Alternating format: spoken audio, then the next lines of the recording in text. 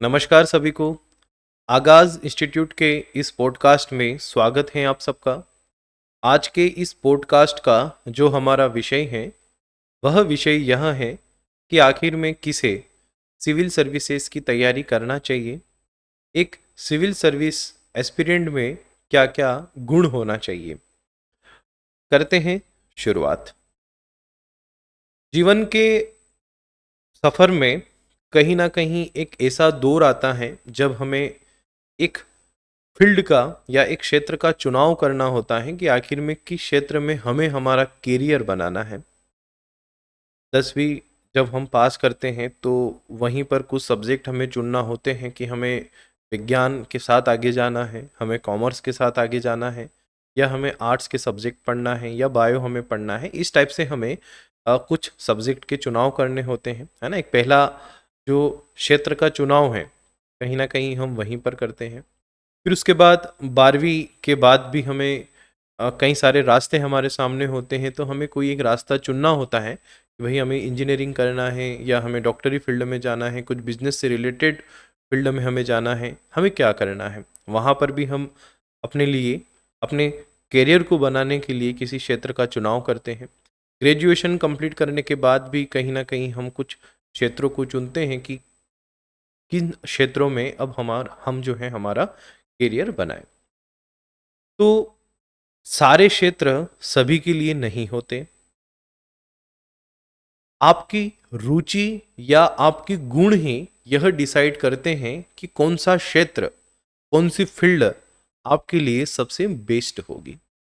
तो जो लोग यूपीएससी, एमपीपीएससी इन परीक्षाओं की प्रिपरेशन शुरू करते हैं, तो आखिर में उनके अंदर क्या क्या क्वालिटीज होना चाहिए, क्या क्या गुण उनके अंदर होना चाहिए, जिससे कि वो इस फील्ड में अपना बेस्ट परफॉर्मेंस कर सके, वो इस फील्ड में सफलता हासिल कर सके। तो देखो, अगर हम क्वालिटीज की बात करें तो जो सबसे महत्वपूर्ण है ना, आज हालांकि पूरी तरह से उल्टा हो चुका है। हम हमारे मार्कशीट के नंबर देखकर फील्ड का चुनाव करते हैं। मार्कशीट में अगर टॉप किया है तो भैया ले लो साइंस, मार्कशीट में अगर नंबर कम है तो नहीं, तुम्हें तो बीए वगैरह करना है ना। इस प्रकार की सोच आपने देखी होगी, जनरली यही सोच है ना। अच्छे नंबर हैं तो कोई अच्छी सी हैवी फील्ड ले लो, लेकिन ऐसा नहीं है। हमें हमेशा फील्ड का चुनाव, क्षेत्र का चुनाव हमारी रुचि के अनुसार ही करना चाहिए। तो अगर आप सिविल सर्विसेज को भी चुन रहे हो तो सिविल सर्विसेज में आपकी रुचि होना चाहिए, समाज सेवा की भावना होना चाहिए, आपके मन में ये भाव होना चाहिए कि मुझे लोक सेवा करना है। सिविल सर्विसेज में आने के पीछे का आपका उद्देश्य ये नहीं होना चाहिए कि मुझे पैसा कमाना है, मुझे नाम कमाना है ना, या मुझे फेमस होना है। ये आपका उद्देश्य नहीं होना चाहिए, क्योंकि ये क्षेत्र आपको सब कुछ देगा, है ना, परंतु आपको यहाँ पर लोक सेवा ही आपका जो है वो मुख्य उद्देश्य होना चाहिए, और आपकी भावना भी यही होना चाहिए कि मुझे लोक सेवा करने के लिए इस क्षेत्र में जाना है ना। तो जो लोग लोक सेवा में रुचि रखते हो, जो लोग समाज सेवा में रुचि रखते हो, जो समाज में बदलाव लाना चाहते हैं, स्कूलों की स्थितियां सुधारना चाहते हैं, अस्पतालों की स्थितियां सुधारना चाहते हैं, जो चाहते हैं कि हम सिस्टम से जुड़कर सरकार और जनता के बीच में एक कड़ी बने, जनता की समस्याओं को सरकार तक ले जाएं, सरकार की योजनाओं को हम जनता तक लाएं। तो कहीं ना कहीं अगर इस प्रकार की भावनाएं आपकी हैं तो आपको इस क्षेत्र में, सिविल सर्विसेज वाले क्षेत्र में ज़रूर आना चाहिए, है ना। ये क्षेत्र इंतज़ार कर रहा है आपका, है ना। इस क्षेत्र में ऐसे ही लोग चाहिए जिनके अंदर जज्बा हो, जिनके अंदर लोक सेवा का जज्बा हो, जिनके अंदर देश सेवा का जज्बा हो। ठीक है, पैसा कमाना, नाम कमाना, ये उद्देश्य नहीं होना चाहिए।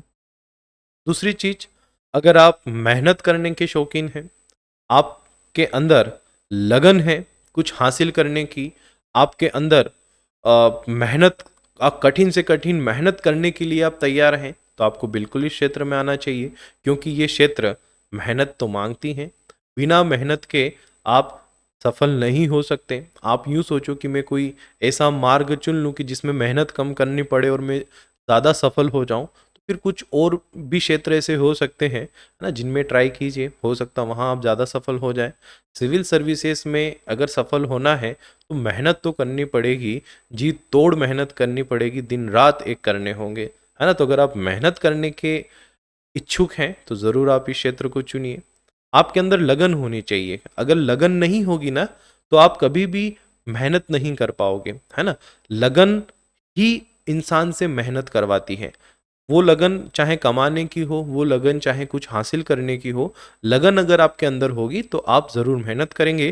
तो लगन मतलब आपकी क्षेत्र में रुचि होना चाहिए। आपको बस दिन-रात आप जिस पोस्ट पर जाना चाहते हैं, वही पोस्ट आपको दिखना चाहिए।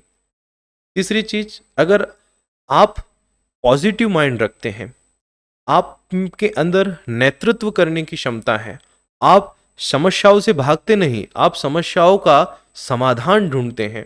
आपके आपकी जो सोच है वो कुछ इस प्रकार की है कि चाहे कैसी भी समस्याएं हो, उन समस्याओं का समाधान किया जा सकता है। तो आपको ज़रूर सिविल सर्विसेज में आना चाहिए, क्योंकि यहाँ पर ऐसे ही लोगों की ज़रूरत है जो लोग समस्याओं से भागते नहीं हैं, जो कभी नेगेटिव नहीं सोचते हैं, हमेशा एक पॉजिटिव वे के साथ आगे बढ़ते हैं। कैसी भी समस्याएं आ जाए, वो उनसे निपटना जानते हैं, उन समस्याओं का हल वो खोजते हैं, है ना? ऐसे ही पॉजिटिव माइंड वाले लोग इस फील्ड में चाहिए। तो अगर आप के अंदर नेतृत्व करने की क्षमता हो, आपको पसंद हो नेतृत्व करना, आपको लगता हो कि मैं भीड़ को बहुत अच्छे से रेगुलेट कर सकता हूँ, मैं भीड़ को बहुत अच्छे से चला सकता हूँ, मुझ में नेतृत्व करने की क्षमता है, या अगर मैं कोई ऐसा काम चुनूँ जिसमें नेतृत्व का काम किया जाए, तो वहाँ पर मैं अपना बहुत अच्छा परफॉर्मेंस दे सकता हूँ, तो आपको इस फील्ड में ज़रूर आना चाहिए। ये फील्ड आपके लिए ही है। आप में पढ़ना और लिखना अगर आपको अच्छा लगता हो, तो भी आपको इस फील्ड में आना चाहिए, है ना? क्योंकि अगर आप इस फील्ड का चुनाव कर रहे हैं और आपको पढ़ना पसंद नहीं है, आपको लिखना पसंद नहीं है, तो आप इस फील्ड में मत आइए। क्यों नहीं आना है? क्योंकि इस फील्ड में अगर आप आएंगे, आपको पढ़ना भी पड़ेगा, आपको लिखना भी पड़ेगा। कल से आप एक अधिकारी भी बनेंगे ना, तो वहाँ पर भी बहुत सारे आपके सामने डेटा होंगे, बहुत सारी चीज़ें होंगी, पढ़ना तो पड़ेगा ना, उनका केस ही साइन कर दोगे, है ना? तो पढ़ना पड़ेगा, लिखना भी पड़ेगा। तो आप जब प्रिपरेशन भी करेंगे ना, तब भी बहुत सारी बुक्स आपको पढ़नी होगी, बहुत सारा आपको लिखना होगा, नोट्स बनाने होंगे, है ना? हो सकता है एक-एक सब्जेक्ट की आपको 5-5 बुक पढ़नी पड़ जाए। एक-एक बुक को हो सकता है 2-2 3-3 बार आपको रीडिंग करना पड़ जाए। अगर आपकी पढ़ने की ही आदत नहीं है, पढ़ने में ही अगर आपको इंटरेस्ट नहीं है, तो फिर आप कैसे बुक पढ़ोगे, कैसे आप लिखोगे? हालाँकि आज एक नया ट्रेंड चल चुका है, वो ट्रेंड ये है कि पढ़ना और लिखना कोई नहीं चाहता, सीधा हम ये चाहने लगे कि कहीं से बने बनाए नोट्स मिल जाएँ और उन नोट्स को पढ़कर हम सिलेक्शन ले लें। तो देखो, ये बहुत गलत तरीका है सिलेक्शन लेने का। लगता ज़रूर अच्छा है कि इससे बेस्ट कुछ नहीं, परंतु ये बेस्ट नहीं है। हम इस पर भी बात करेंगे, एक वीडियो में आपका इस पर भी लेकर आऊँगा, ठीक है? अभी जो हम बात कर रहे हैं कि आखिर में क्या गुण आपके अंदर होना चाहिए, तो पढ़ने और लिखने की आपकी आदत होनी चाहिए। अगर पढ़ने और लिखने की आपकी आदत नहीं है, तो फिर आप ये मान के चलिए कि आप प्रिपरेशन करते समय उतना अच्छा परफॉर्मेंस नहीं कर पाएंगे, है ना? और पढ़ना लिखना नहीं पढ़ने लिखने में रुचि नहीं है, तो फिर तो बड़ा मुश्किल हो जाएगा आपके लिए सिलेक्शन लेना, ठीक है? तो कहीं ना कहीं पढ़ने और लिखने की आपकी आदत होना चाहिए, एक जज्बा आपके अंदर होना चाहिए कि मुझे कुछ भी हो जाए, मुझे सिविल सर्वेंट बनना है, ठीक है? मार्कशीट के नंबर देखकर कभी भी ये तय नहीं किया जाता कि आप आईएएस बनेंगे, आईपीएस बनेंगे, डीसी बनेंगे या डीएसपी बनेंगे, है ना? ये मैं उन लोगों के लिए कह रहा हूँ कि जो फील्ड चुनते समय अपनी मार्कशीट देखते हैं। मेरी मार्कशीट में 90% है, तो मैं आईएएस की तैयारी करूँगा तो सिलेक्शन ले ही लूँगा, या मैं तो 10वीं फेल हो गया हूँ, 12वीं फेल हो गया हूँ, तो मुझे आईएएस आईपीएस की तैयारी नहीं करनी चाहिए, क्योंकि क्योंकि 10वीं 12वीं में फेल हो गया हूँ, तो भारत की इतनी कठिन परीक्षा में कैसे पास कर पाऊँगा? तो ये भी सही नहीं है, क्योंकि ऐसे बहुत सारे एग्जाम्पल हैं जहाँ पर स्टूडेंट 10वीं 12वीं फेल हो गए थे, ग्रेजुएशन में भी वो एक बार में पास नहीं हो पाए थे, उसके बावजूद उन्होंने तैयारी की, पूरी लगन के साथ, ईमानदारी के साथ मेहनत की और आखिर में वो बहुत अच्छे अधिकारी बने, है ना। तो एक मतलब ऐसा बिल्कुल नहीं है कि ये रूल है कि आपके ग्रेजुएशन में या 12th में आपने टॉप किया होगा तभी आप आईएएस आईपीएस बनेंगे, है ना। ये बिल्कुल भी कोई रूल नहीं है ऐसा। आपके अंदर ये गुण होने चाहिए, आपके अंदर लगन होना चाहिए, आपके अंदर जज्बा होना चाहिए। आप समस्याओं का समाधान जानते हैं, कोई समस्या आपके सामने है तो आपको उसका सकारात्मक पक्ष भी पता है, नकारात्मक पक्ष भी पता है। आप आइडियाज़ हैं आपके पास कि कैसे हम समाज को बेहतर बना सकें, कैसे हम भीड़ को चला सकें, कैसे हम नेतृत्व कर सके। अगर ये क्षमता आपके अंदर है, ये चीज़ें आपके अंदर हैं, ये गुण आपके अंदर हैं, तो आप ज़रूर सिविल सर्विसेज को चुनिए, आप ज़रूर एमपीपीएससी यूपीएससी की तैयारी कीजिए। हालांकि स्टूडेंट ऐसा नहीं है कि अ, अगर किसी को ये लग रहा हो कि सर आपने जितना बताया उसमें से तो मेरे पास मतलब उसमें से तो कोई भी गुण मेरे पास नहीं है, ऐसा नहीं है, कोई तो गुण होगा, है ना। आप खुद अपने आप से बात कीजिए, आप खुद अपने उन गुणों को, उन शक्तियों को जगाइए, सकारात्मक सोचिए। एक सकारात्मक सोच ही आपको सफल बनाएगी, है ना। तो अगर आप सकारात्मक हैं, आप चाहते हैं कुछ करना, आपको लगता है कि हाँ इस फील्ड में आकर मैं अपना बेहतर परफॉर्मेंस कर पाऊंगा, ये मेरी सबसे इंटरेस्टिंग या रुचि वाली फील्ड है ना, इसमें मुझे सबसे ज़्यादा इंटरेस्ट है लोक सेवा का, समाज सेवा का, तो आप ज़रूर एमपीपीएससी यूपीएससी की प्रिपरेशन कीजिए। ठीक है स्टूडेंट, तो ये था आज का पॉडकास्ट जिसमें हमने एक एमपीपीएससी यूपीएससी से रिलेटेड एक टॉपिक पर बात की।